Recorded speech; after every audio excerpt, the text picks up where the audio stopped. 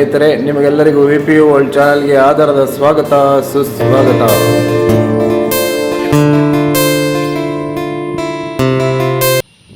ಈ ರಸ್ತೆಯ ಪ್ರಯಾಣ ಸಾಮಾನ್ಯವಾಗಿ ಒಂದು ಡ್ರೈವ್ ಅಲ್ಲ, ಇದು ಪ್ರಕೃತಿಯ ಮಡಿಲಿನಲ್ಲಿ ಪಶ್ಚಿಮ ಘಟ್ಟದ ಹೃದಯ ಭಾಗದಲ್ಲಿ ಸಾಗುವ ಒಂದು ಅದ್ಭುತ ಅನುಭವ. ಕರ್ನಾಟಕದ ಸಾಂಸ್ಕೃತಿಕ ನಗರವಾದ ಧಾರವಾಡದಿಂದ ಆರಂಭವಾಗಿ ರಾಮನಗರ, ಅಣ್ಮೋಡ್, ಕಾಡು, ಪರ್ವತಗಳು, ಕಣಿವೆಗಳು, ತಂಪಾದ ಗಾಳಿ, ಹಸಿರಿನ ಹೊದಿಕೆ, ಮಂಜಿನ ಮೋಡಗಳ ನಡುವೆ ಸಾಗುತ್ತಾ ಗೋವಾದ ಸುಂದರ ರಾಜಧಾನಿ ಪಣಜಿಗೆ ತಲುಪುವ ಒಂದು ರೋಚಕ ಪಯಣ ಇದು ಗೆಳೆಯರೆ. ಕಾರಿನ ಕಿಟಕಿಯನ್ನು ಸ್ವಲ್ಪ ತೆರೆದರೆ ತಂಪಾದ ಗಾಳಿ ನಿಮ್ಮ ಮುಖವನ್ನು ಸವರುತ್ತದೆ. ನಗರದ ಗದ್ದಲ ಹಿಂದೆ ಉಳಿಯುತ್ತದೆ. ಮುಂದೆ ಕಾಣುವುದು ಕೇವಲ ಪ್ರಕೃತಿಯ ಸಂಗೀತ, ಹಕ್ಕಿಗಳ ಚಿಲಿಪಿಲಿ, ಮರಗಳ ಎಲೆಗಳ ಸದ್ದು, ದೂರದಲ್ಲಿ ಕೇಳಿ ಬರುವ ಜಲಪಾತದ ನಾದ. ಇವೆಲ್ಲವೂ ಸೇರಿ ಈ ಪ್ರಯಾಣವನ್ನು ಮರೆಯಲಾಗದ ಅನುಭವವನ್ನಾಗಿ ಮಾಡುತ್ತದೆ ಸ್ನೇಹಿತರೆ. ಧಾರವಾಡವನ್ನು ಬಿಟ್ಟು ಮುಂದೆ ಸಾಗಿದಂತೆ ರಸ್ತೆಯ ಎರಡೂ ಬದಿಗಳಲ್ಲಿ ಹಸಿರು ಹೊಲಗಳು, ರೈತರ ಶ್ರಮ, ಸಣ್ಣ ಹಳ್ಳಿಗಳು ಮತ್ತು ಗ್ರಾಮೀಣ ಬದುಕಿನ ನೈಜ ಚಿತ್ರಣ ನಮ್ಮ ಕಣ್ಣ ಮುಂದೆ ಮೂಡುತ್ತದೆ. ಪ್ರತಿಯೊಂದು ಹಳ್ಳಿ ತನ್ನದೇ ಆದ ಕಥೆಯನ್ನು ಹೇಳುತ್ತದೆ ಸ್ನೇಹಿತರೆ. ಇಲ್ಲಿ ಜನರ ಸರಳ ಜೀವನ, ಆತಿಥ್ಯ ಮತ್ತು ಪ್ರಕೃತಿಯೊಂದಿಗೆ ಬಾಂಧವ್ಯ ಮನಸ್ಸನ್ನು ಸೆಳೆಯುತ್ತದೆ. ರಾಮನಗರದ ಕಡೆಗೆ ಸಾಗುತ್ತಿದ್ದಂತೆ ರಸ್ತೆ ನಿಧಾನವಾಗಿ ಪರ್ವತಗಳತ್ತ ಏರುತ್ತದೆ. ಇಲ್ಲಿ ಗಾಳಿ ಇನ್ನಷ್ಟು ತಂಪಾಗುತ್ತದೆ. ಎತ್ತರದ ಮರಗಳು ರಸ್ತೆಯ ಎರಡೂ ಬದಿಯಲ್ಲಿ ನಿಂತು ನಮ್ಮನ್ನು ಸ್ವಾಗತಿಸುವಂತೆ ಕಾಣುತ್ತದೆ. ಪ್ರತಿಯೊಂದು ತಿರುವು ಹೊಸ ದೃಶ್ಯವನ್ನು ಪರಿಚಯಿಸುತ್ತದೆ. ಕ್ಯಾಮರಾ ಎಷ್ಟು ಸೆರೆ ಹಿಡಿದರೂ ಕಣ್ಣಿಗೆ ಕಾಣುವ ಸೌಂದರ್ಯವನ್ನು ಸಂಪೂರ್ಣವಾಗಿ ಹಿಡಿಯಲು ಸಾಧ್ಯವಿಲ್ಲ. ಇದೀಗ ನಾವು ಪ್ರವೇಶಿಸುತ್ತಿರುವುದು ಅಣ್ಮೋಡ್ ಘಾಟ್. ಇದು ಪಶ್ಚಿಮ ಘಟ್ಟದ ಅತ್ಯಂತ ಸುಂದರ ಹಾಗೂ ರೋಚಕ ಮಾರ್ಗಗಳಲ್ಲಿ ಒಂದು. ಈ ರಸ್ತೆಯ ಪ್ರತಿಯೊಂದು ತಿರುವು ಒಂದು ಹೊಸ ಆಶ್ಚರ್ಯವನ್ನು ನೀಡುತ್ತದೆ. ಒಂದು ಕಡೆ ಆಳವಾದ ಕಣಿವೆಗಳು, ಇನ್ನೊಂದು ಕಡೆ ಮೋಡವನ್ನು ಮುಟ್ಟುವಷ್ಟು ಎತ್ತರದ ಬೆಟ್ಟಗಳು, ಹಸಿರು ಹೊದಿಕೆಯೊಳಗೆ ಮರೆತು ನಿಂತಿರುವ ಕಾಡು ಮನಸ್ಸಿನ ಅಪಾರ ಸಂತೋಷವನ್ನು ನೀಡುತ್ತದೆ ಸ್ನೇಹಿತರೆ. ಈ ಅರಣ್ಯ ಕೇವಲ ಮರಗಳ ಸಮೂಹವಲ್ಲ, ಇದು ಸಾವಿರಾರು ಜೀವಿಗಳಿಗೆ ಆಶ್ರಯ. ಇಲ್ಲಿ ಅನೇಕ ಅಪರೂಪದ ಸಸ್ಯಗಳು, ಪಕ್ಷಿಗಳು, ಚಿಟ್ಟೆಗಳು ಮತ್ತು ಕಾಡು ಪ್ರಾಣಿಗಳು ತಮ್ಮ ಸಹಜ ಜೀವನವನ್ನು ನಡೆಸುತ್ತಿವೆ. ಕೆಲವೊಮ್ಮೆ ಕೋತಿಗಳ ಗುಂಪು ರಸ್ತೆ ದಾಟುವುದು, ಜಿಂಕೆಗಳು ದೂರದಲ್ಲಿ ಓಡುವುದು, ನವಿಲುಗಳು ತನ್ನ ರೆಕ್ಕೆಗಳನ್ನು ಬಿಚ್ಚುವುದು ಕಾಣಬಹುದು. ಇದು ಪ್ರಕೃತಿಯ ನಿಜವಾದ ವೈಭವ. ಮಳೆಗಾಲದಲ್ಲಿ ಈ ಮಾರ್ಗ ಇನ್ನೂ ಅದ್ಭುತವಾಗಿ ಕಾಣುತ್ತದೆ. ಬೆಟ್ಟಗಳಿಂದ ಧುಮ್ಮಿಕ್ಕುವ ಜಲಪಾತಗಳು, ಮಂಜಿನಿಂದ ಆವರಿಸಿದ ರಸ್ತೆ, ಮೋಡಗಳ ನಡುವೆ ಸಾಗುವ ಕಾರು, ಇವೆಲ್ಲವೂ ಕನಸಿನ ಲೋಕಕ್ಕೆ ಕರೆದೊಯ್ಯುವ ಅನುಭವವನ್ನು ನೀಡುತ್ತದೆ. ಪ್ರತಿಯೊಂದು ಕ್ಷಣವೂ ಕ್ಯಾಮರಾದಲ್ಲಿ ಸೆರೆ ಹಿಡಿಯಲೇಬೇಕು ಎನ್ನುವಷ್ಟು ಸುಂದರವಾಗಿರುತ್ತದೆ ಸ್ನೇಹಿತರೆ. ಈ ಕಾಡಿನಲ್ಲಿ ವಾಹನ ಚಲಾಯಿಸುವಾಗ ಪ್ರಕೃತಿಗೆ ಗೌರವ ನೀಡಬೇಕು. ಅನಗತ್ಯ ಹಾರ್ನ್ ಮಾಡಬಾರದು, ಕಸ ಎಸೆಯಬಾರದು, ಪ್ರಾಣಿಗಳಿಗೆ ತೊಂದರೆ ಕೊಡಬಾರದು. ನಾವು ಪ್ರಕೃತಿಯ ಅತಿಥಿಗಳು ಎಂಬುದನ್ನು ಎಂದಿಗೂ ಮರೆಯಬಾರದು. ಸ್ವಲ್ಪ ಮುಂದೆ ಸಾಗುತ್ತಿದ್ದಂತೆ ಕರ್ನಾಟಕದ ಗಡಿಯನ್ನು ದಾಟಿ ಗೋವಾ ರಾಜ್ಯಕ್ಕೆ ಪ್ರವೇಶಿಸುತ್ತೇವೆ. ಇಲ್ಲಿನ ರಸ್ತೆ, ಪರಿಸರ, ಮನೆಗಳ ವಿನ್ಯಾಸ ಮತ್ತು ಸಂಸ್ಕೃತಿಯಲ್ಲಿ ಹೊಸತನ ಕಾಣುತ್ತದೆ. ತೆಂಗಿನ ಮರಗಳ ಸಾಲು, ಗೋವಾದ ಸಾಂಪ್ರದಾಯಿಕ ಮನೆಗಳು, ಚರ್ಚ್ಗಳು ಮತ್ತು ಸುಂದರವಾದ ಹಳ್ಳಿಗಳು ನಮ್ಮನ್ನು ಸ್ವಾಗತಿಸುತ್ತವೆ.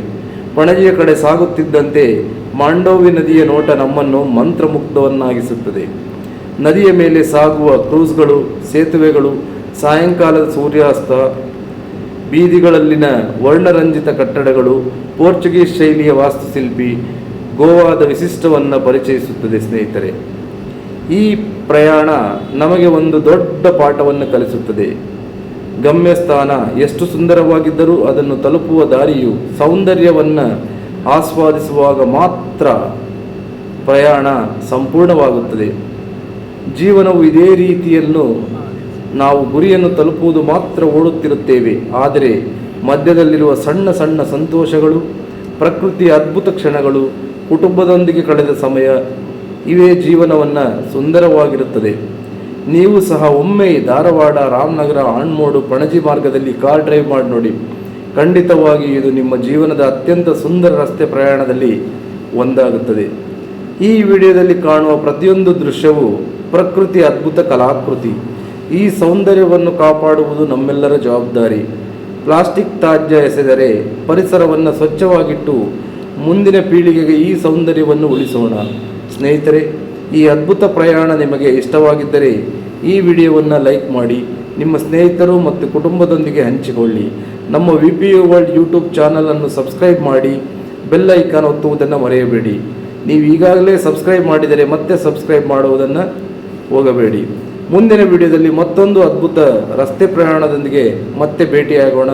ಸ್ನೇಹಿತರೆ, ಅಲ್ಲಿಯವರೆಗೂ ಸುರಕ್ಷಿತವಾಗಿ ವಾಹನ ಚಲಾಯಿಸಿ, ಪ್ರಕೃತಿಯನ್ನು ಪ್ರೀತಿಸಿ, ಜೀವನವನ್ನು ಆನಂದಿಸಿ ಅಂತ ಹೇಳ್ತಾ, ನಾನು ಇವತ್ತು ನನ್ನ ಸ್ನೇಹಿತರೊಂದಿಗೆ ಕೌಶಿಕ್ ಅಂತೇಳಿ, ಅವನೊಟ್ಟಿಗೆ ಮೊದಲನೇ ಸಲ ಅವನು ಗೋವಾಗೆ ಹೋಗಿದ್ದು. ಅವನೇ ಕಾರ್ನ ಡ್ರೈವ್ ಮಾಡ್ತಾ ಇದ್ದ. ಒಂದು ಜಾಗವನ್ನು ಅವನಿಗೆ ತೋರಿಸಿದೆ. ಅವನು ತುಂಬ ಸಂತೋಷಪಟ್ಟು ಆ ಜಾಗ ಏನು ಸ್ವರ್ಗ ಎಲ್ಲಿದೆ ಅಂದರೆ ಇಲ್ಲಿದೆ ಅನ್ನೋ ಒಂದು ಸಂತೋಷವನ್ನು ಅವನು ವ್ಯಕ್ತಪಡಿಸಿದ್ದು ನಿಜವಾಗ್ಲೂ ನನಗೆ ಖುಷಿ ಆಯಿತು. ಹಾಗೆಯೇ ನೋಡ್ಬೋದು ಆ ಕಡೆ ಹೇಗೆ ಕಾಡಲ್ಲಿ ಎಲ್ಲೂ ಒಂದು ಚೂರು ಸಣ್ಣ ಜಾಗ ಕೂಡ ನಿಮಗೆ ಕಾಣ್ತಾ ಇಲ್ಲ. ಎಲ್ಲಿ ನೋಡಿದ್ರು ಕೂಡ ಹಚ್ಚ ಹಸಿರು ಕಾಣುತ್ತೆ, ಎಲೆಗಳು ಮರಗಳು ಈ ರೀತಿ ಕಾಣ್ತಾ ಇರೋದ್ರಿಂದ ಭೂಮಿ ನಿಮಗೆ ಕಾಣದೇ ಇಲ್ಲ. ಅಷ್ಟು ದಟ್ಟವಾದ ಕಾಡು, ಅದರ ಮಧ್ಯ ಹಾದೋಗ್ತಾ ಇರುವಂಥ ನಮ್ಮ ಪ್ರಯಾಣ ನಿಜವಾಗ್ಲೂ ಅದ್ಭುತವಾಗಿದೆ ಅಂತ ಹೇಳಿದರೆ ತಪ್ಪಾಗಲಾರದು. ಸ್ನೇಹಿತರೆ,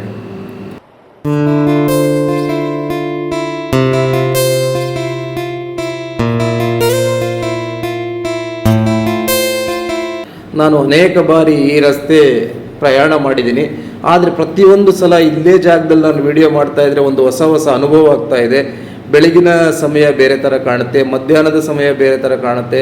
ಹೀಗೆ ಒಂದೊಂದು ಗಂಟೆಗೂ ಆ ಪ್ರಕೃತಿಯ ವಿಸ್ಮಯವನ್ನು ಅದು ಬೇರೆ ಲೋಕಕ್ಕೆ ನನಗೆ ಕರೆದೊಯ್ಯಬೇಕಾದ್ರೆ ನಾನು ಪ್ರತಿಯೊಂದು ಕ್ಷಣನೂ ಕೂಡ ನಾನು ಸೆರೆ ಹಿಡಿದು ನಿಮಗೆ ತೋರಿಸ್ಬೇಕನ್ನೋದು ನನ್ನ ಒಂದು ಅಭಿಲಾಷೆಯಾಗಿತ್ತು. ಅದರಂತೆ ನಾನು ಕೂಡ ಈ ಜಾಗವನ್ನು ನಾನು ಹಳೆಯ ವಿಡಿಯೋದಲ್ಲೂ ಕೂಡ ನಾನು ತೋರಿಸಿದ್ದೀನಿ. ಆದರೂ ಕೂಡ ಇವತ್ತು ತೆಗೆದಿರುವಂಥ ಒಂದು ಈ ಸುಂದರ ನೋಟವನ್ನು ನಿಮಗೆ ತೋರಿಸ್ಬೇಕಂತೇಳಿ ಮತ್ತೊಮ್ಮೆ ಹಾಕಿದ್ದೀನಿ. ಸ್ನೇಹಿತರೆ, ಪದೇ ಪದೇ ಇದೇ ವಿಡಿಯೋ ಹಾಕಿದ್ದೀರಿ ಅಂತೇಳಿ ಭಾವಿಸ್ಬೇಡಿ.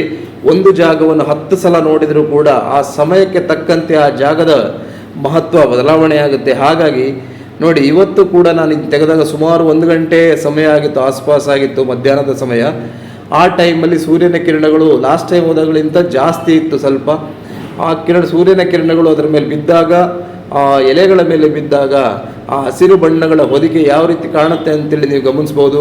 ಬೆಳಕಿನ ಆಟ ಇಲ್ಲೇ ನಡೀತಾ ಇದೆಯೇನೋ, ಮರಗಳ ಮೇಲೆ ಏನಾದರೂ ಲೈಟ್ ಬಿಡ್ತಾ ಇದ್ರೇನೋ ಅಂತ ಅನಿಸ್ತಾ ಇತ್ತು. ಇದು ಒಂಥರ ಬಹಳ ನನಗೆ ತುಂಬ ಮನಮುಟ್ಟುವ ರೀತಿಯಲ್ಲಿರೋದ್ರಿಂದ ಇದನ್ನು ಕೂಡ ತಮಗೆ ತೋರಿಸ್ಬೇಕನ್ನೋ ಒಂದು ಆಸೆಯಿಂದ ನಾನು ತೋರಿಸ್ತಾ ಇದ್ದೀನಿ. ಪದೇ ಪದೇ ಇದೇ ವಿಡಿಯೋ ಹಾಕಿದ್ದೀರ ಅಂತೇಳಿ ಅಂದ್ಕೋಬೇಡಿ. 10 ಸಲ ನೀವು ಅದೇ ಒಂದು ಲೈನಲ್ಲಿ ನೀವು ಡ್ರೈವ್ ಮಾಡ್ತಾ ಹೋದರೆ ಅದೇ ವಿಡಿಯೋ ತೆಗೆದರೂ ಕೂಡ ನಿಮಗೆ ಬೇರೆದೇ ಒಂದು ಪರಿಸರ ನಿಮಗೆ ತೋರಿಸ್ದಂಗೆ ಕಾಣುತ್ತೆ ಅಂತೇಳಿ ನಾನು ಭಾವಿಸ್ತೀನಿ. ಸ್ನೇಹಿತರೆ,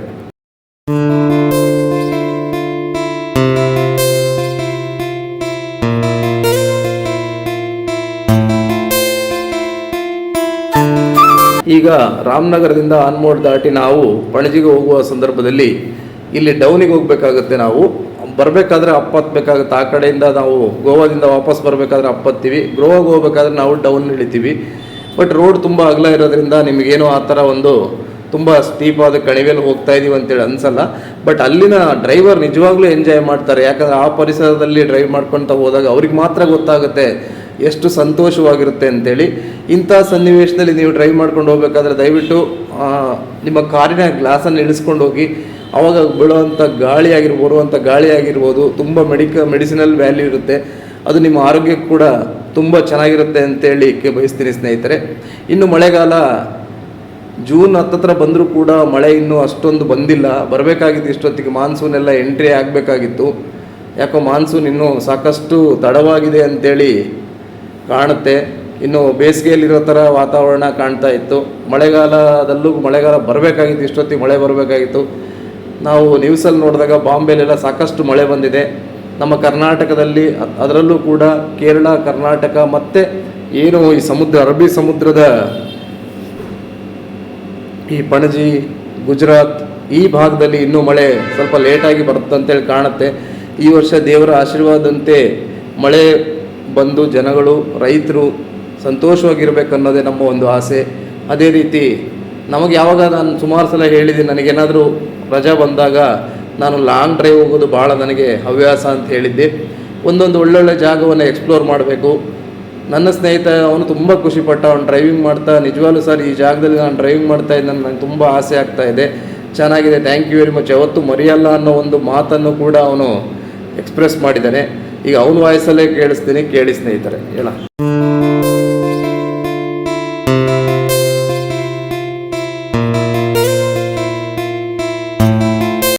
ಫಸ್ಟ್ ಟೈಮ್ ಬಂದಿದ್ದೀನಿ, ಬಟ್ ತುಂಬ ಚೆನ್ನಾಗಿದೆ. ಯಾವತ್ತೂ ಮರೆಯೋಕ್ಕಾಗದಂಥ ಕನಸುಗಳಿವು. ಬಟ್ ಏನಪ್ಪ ಅಂದರೆ ನಮ್ಮ ಸಾಹೇಬರು ಕರ್ಕೊಂಬಂದು ಇಲ್ಲಿ ಹೇಗಿದೆ ಅಲ್ಲಿ ಇಲ್ಲಿ ಎಲ್ಲ ಕಡೆಗೂ ನಿಂತ್ಕೊಂಡು ತೋರಿಸಿದ್ರು. ತುಂಬ ಇಷ್ಟ ಆಯಿತು. But thank you so much sir.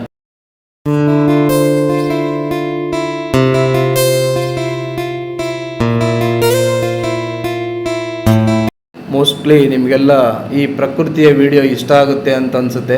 ನೇಚರ್ನ ಯಾರು ಇಷ್ಟಪಡ್ತಾರೋ 100% I am sure about that ನೀವು ಈ ವಿಡಿಯೋನ ಇಷ್ಟಪಟ್ಟೇ ಪಡ್ತೀರಿ. ನೇಚರ್ನ ನಿಮ್ಗೆ ಇಷ್ಟ ಆಗಲ್ಲ, ನಿಮಗೆ ಮನೆಗಳು ಆ ಥರ ಏನಾದರೂ ಇರಬೇಕು ಅಂತ ಇಷ್ಟಪಡೋರಿಗೆ ಈ ವಿಡಿಯೋ ಅಷ್ಟೊಂದು ಇಷ್ಟ ಆಗಲ್ಲ. ನಾನು ಪಣಜಿಯ ಒಂದು ಕೊನೆಯ ಒಂದು ಭಾಗವನ್ನು ಕೂಡ ಈ ವಿಡಿಯೋದಲ್ಲಿ ಹಾಕಿದ್ದೀನಿ, ಅದನ್ನು ಕೂಡ ಗಮನಿಸ್ಬೋದು. ಬಟ್ ಪ್ರಕೃತಿಯ ಮಡಿಲಲ್ಲಿ ನಮಗೆ ಏನೋ ಒಂಥರ ಸಂತೋಷ. ಪ್ರಕೃತಿಗಿಂತ ದೊಡ್ಡದು ಯಾವುದೂ ಇಲ್ಲ, ಪ್ರಕೃತಿಯೇ ಎಲ್ಲದಕ್ಕಿಂತ ದೊಡ್ಡದು. ಪ್ರಕೃತಿ ಶಾಂತವಾಗಿದ್ದರೆ ನಮ್ಮ ಜೀವನ ಕೂಡ ಶಾಂತವಾಗಿರುತ್ತೆ. ಪ್ರಕೃತಿ ಮುನಿಸ್ಕೊಂಡ್ರೆ ನಾವು ಕ್ಷಣಿಕ ಕಾಲದಲ್ಲಿ ಅದನ್ನು ನಮ್ಮಿಂದ ಎಲ್ಲನೂ ಕಿತ್ಕೊಂಡ್ಬಿಡುತ್ತೆ ಪ್ರಕೃತಿ. ಇದು ನೋಡಿ, ಮಾಂಡವಿ ರಿವರ್ ಮೇಲೆ ಅಲ್ಲಿ ಒಂದು, ನಾನು ನಿಮಗೆ ಮೊದಲೇ ಹೇಳಿದೆ ಪಣಜಿಯಲ್ಲಿ ಮಾಂಡವಿ ರಿವರ್ ಇದೆ ಅಂತೇಳಿ. ಗೋವಾ ಹೆಂಗಪ್ಪ ಅಂದರೆ ಒಂದು ಕಡೆ ಸಮುದ್ರ ಇದೆ, ಒಂದು ಕಡೆ ನದಿ ಇದೆ, ಇನ್ನೊಂದು ಕಡೆ ಬೆಟ್ಟ, ಕಾಡು, ಗುಡ್ಡ, ಪರಿಸರ, ಈ ಥರ ಎಲ್ಲನೂ ಕೂಡ ಗೋವಾದಲ್ಲಿದೆ. ಹಾಗಾಗಿ ನಾವು ಇಷ್ಟೊತ್ತು ನಮಗೆ ತೋರಿಸಿದ್ದು ಬೆಟ್ಟ, ಗುಡ್ಡಗಳು, ಕಣಿವೆಗಳು ಮತ್ತು ಹಚ್ಚ ಹಸಿರು ಕಾಡುಗಳು. ಈಗ ನಾನು ನಿಮಗೆ ತೋರಿಸ್ತಾ ಇರೋದು ಮಾಂಡವಿ ರಿವರ್ ಮೇಲೆ ಸುಮಾರು ಕ್ಯಾಸಿನೋಗಳು ಮಾಂಡವಿ ರಿವರ್ ಮೇಲೆ ಇದೆ. ಹಾಗೆಯೇ ನಾವು ಮಾಂಡವಿ ರಿವರ್ ಮೇಲೆ ಕ್ರೂಸರಿಗೆ ಹೋದಾಗ ಈ ದೃಶ್ಯವನ್ನು ತಗೊಂಡಿದ್ದು. ಹಾಗಾಗಿ ಯಾರಾದರೂ ಗೋವಾಗೆ ಬಂದರೆ, ನಿಮಗೆ ಪಂಜಿಮಿಗೆ ಬಂದರೆ ಈ ಥರ ಮಾಂಡವಿ ರಿವರು, ಅಲ್ಲಿ ಕ್ರೂಸರು ಅದೆಲ್ಲ ಸಿಗುತ್ತೆ.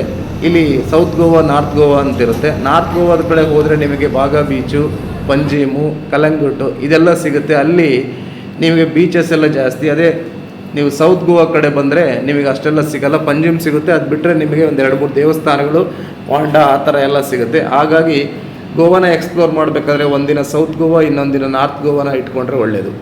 ಈಗ ಈ ವಿಡಿಯೋದಲ್ಲಿ ಕಾಣ್ತಾ ಇರೋದು ನಿಮಗೆ ಪಂಜಿಮ್ ದೃಶ್ಯ. ಪಂಜಿಮ್ ನಾವಿಲ್ಲಿ ರೂಮನ್ನು ಮಾಡ್ಕೊಂಡಿದ್ದೀವಿ. ಇಲ್ಲಿಂದ ನಾವು ಮಧ್ಯಾಹ್ನ ಸುಮ್ಮನೆ ಹೋಗ್ತಾ ನೋಡೋಣ ಅಂತೇಳಿ ವಾಕ್ ಮಾಡಬೇಕಾದ್ರೆ ಇಲ್ಲಿನ ಒಂದು ಸಂಸ್ಕೃತಿಯನ್ನು ನೋಡೋಣ ಅಂತೇಳಿ ನಾವು ಈ ವಿಡಿಯೋದಲ್ಲಿ ತಗೊಂಡ್ವಿ.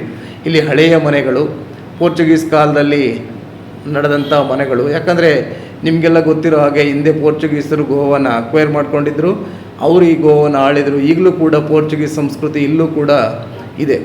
ನಮ್ಮ ಭಾರತ ದೇಶದಲ್ಲಿ ಗೋವಾದ ಒಂದು ಸಂಸ್ಕೃತಿ ಬೇರೆ ಥರನೇ ಇದೆ. ಇಲ್ಲಿ ಗೋವಾ ಬೆಳಿಗ್ಗೆ ಹೊತ್ತು ಒಂಥರ ಇರುತ್ತೆ, ಮಧ್ಯಾಹ್ನ ಒಂಥರ ಇರುತ್ತೆ, ಸಾಯಂಕಾಲ ಬಂದರೆ ಅದರ ರಂಗಿನ ಆಟನೇ ಬೇರೆ ಆಗಿಬಿಡುತ್ತೆ. ಸಾಯಂಕಾಲ ಜಗಮಗ ವಿದ್ಯುತ್ ಅಲಂಕಾರಗಳು, ಹೀಗೆ ಅನೇಕ ಗೋವಾನ ವೈಬ್ಸೇ ಬೇರೆ ಇರುತ್ತೆ. ಅದರಲ್ಲೂ ಕೂಡ ಗೋವಾ ನೈಟ್ಸ್ ಅಂತೇಳಿ ನಿಮಗೆ ಕಳೆದ ಸೀರೀಸಲ್ಲಿ ನಾನು ವಿಡಿಯೋದಲ್ಲಿ ಹಾಕಿದ್ದೆ. ಗೋವಾದಲ್ಲಿ ಯಾವ ರೀತಿ ನೈಟ್ ಕ್ಲಬ್ಗಳಿದ್ದಾವೆ, ಯಾವ ರೀತಿ ನೈಟ್ ಗೋವಾನ ಎಂಜಾಯ್ ಮಾಡ್ತಾರೆ ಜನಗಳು ಅಂತೇಳಿ. ಒಬ್ಬೊಬ್ಬರಿಗೆ ಒಂದೊಂದು ಥರ ಇಷ್ಟ ಆಗುತ್ತೆ. ಗೋವಾದಲ್ಲಿ ಎಲ್ಲ ಥರ ಇದೆ. ನಿಮಗೆ ನೀವೇನು ತಗೊಳ್ತೀರಿ, ನಿಮಗೆ ಏನು ಬೇಕು ಅನ್ನೋದ್ರ ಮೇಲೆ ಡಿಪೆಂಡ್ ಆಗುತ್ತೆ ಹೊರತು ಗೋವಾ ಅಂದ ತಕ್ಷಣ ಬೇರೆ ರೀತಿಯಲ್ಲಿ ಅರ್ಥ ಮಾಡ್ಕೊಳ್ಳೋದು ತಪ್ಪು. ಗೋವಾ ಒಂದು ವಿಶಿಷ್ಟ ಸ್ಥಾನಮಾನ ಇದೆ. ಅಲ್ಲಿ ನಿಮಗೆ ಸಮುದ್ರ ಇದೆ, ನದಿ ಇದೆ, ಕಾಡುಗಳಿದೆ. ಎಲ್ಲ ಒಟ್ಟಾರೆಯಾಗಿ ಪರಿಸರವನ್ನು ಪ್ರೀತಿಸೋರಿಗೆ ಕಾಡು ಮತ್ತೊಂದೆಲ್ಲದಕ್ಕೂ ಕೂಡ ಎಲ್ಲ ಜಾಗನೂ ಕೂಡ ಗೋವಾದಲ್ಲಿರೋದ್ರಿಂದ ಅನೇಕ ಇಲ್ಲಿ ಪ್ರವಾಸೋದ್ಯಮ ತುಂಬ ಸಾಕಷ್ಟು ರೀತಿಯಲ್ಲಿ ಬೆಳೆದಿದೆ. ಪ್ರವಾಸಿಗರು ಸಾಕಷ್ಟು ಸಂಖ್ಯೆಯಲ್ಲಿ ಇಲ್ಲಿ ಹರಿದು ಬರ್ತಾರೆ. ಗೋವಾದ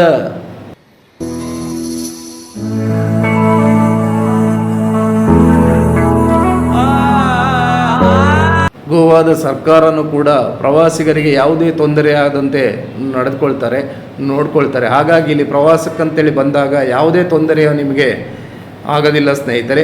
ಹಾಗೆಯೇ ಇಲ್ಲಿನ ರಸ್ತೆಗಳು ಆಗಲಿ, ನಾನು ನನ್ನ ಸ್ನೇಹಿತನಿಗೆ ಹೇಳ್ತಾ ಇದ್ದೆ, ಎಷ್ಟೆಲ್ಲ ವೆಹಿಕಲ್ಲು ಮತ್ತೊಂದೆಲ್ಲ ಓಡಾಡ್ತಾ ಇದ್ರು, ರಸ್ತೆಗಳು ಕ್ಲೀನಾಗಿದೆ.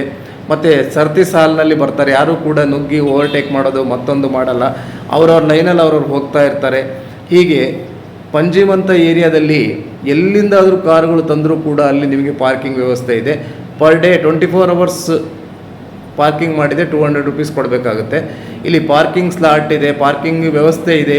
ಹಾಗಾಗಿ ಬರೋರಿಗೆ ವೆಹಿಕಲ್ ಎಲ್ಲಿ ನಿಲ್ಲಿಸ್ಬೇಕು ಆ ಥರ ಏನು ಅನ್ಸಲ್ಲ. ಮತ್ತು ಸಾಕಷ್ಟು ಲಾಡ್ಜ್ ಫೆಸಿಲಿಟಿ ಇದೆ, ಸೊ ಉಳ್ಕೊಳ್ಳೋರಿಗೆ ವ್ಯವಸ್ಥೆ ಇದೆ. ಜೊತೆಗೆ ನಿಮಗೆ ಎಂಟರ್ಟೈನ್ಮೆಂಟು ಏನೆಲ್ಲ ಬೇಕು ಅಂದರೆ ಎಲ್ಲದಕ್ಕೂ ಕೂಡ Goa one of the best spot ಅಂತ ಹೇಳಿದರೆ ತಪ್ಪಾಗಲಾರದು ಸ್ನೇಹಿತರೆ.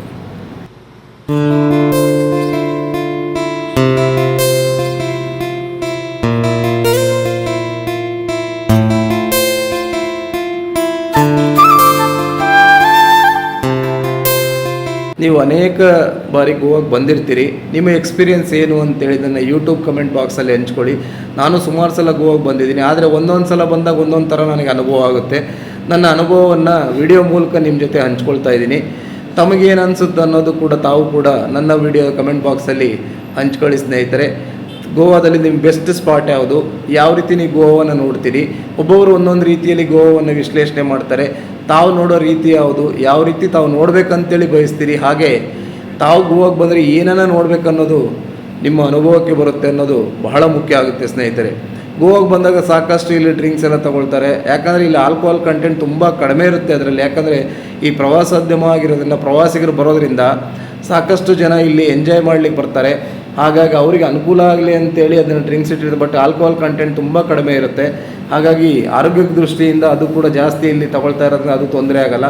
ಏನೇ ಆಗಲಿ ನಿಮ್ಮ ಲಿಮಿಟು, ನಿಮ್ಮ ಲಿಮಿಟೇಷನಲ್ಲೇ ಇರಬೇಕು. ನಿಮ್ಮ ಹಣಕಾಸಿನ ವ್ಯವಸ್ಥೆಗೆ ತಕ್ಕಂತೆ ನೀವು ಗೋವಾವನ್ನು ಎಕ್ಸ್ಪ್ಲೋರ್ ಮಾಡ್ಬೋದು ಅಂತ ಹೇಳ್ತಾ ಈ ವಿಡಿಯೋವನ್ನು ಇಲ್ಲಿಗೆ ಮುಗಿಸೋಣ ಸ್ನೇಹಿತರೆ.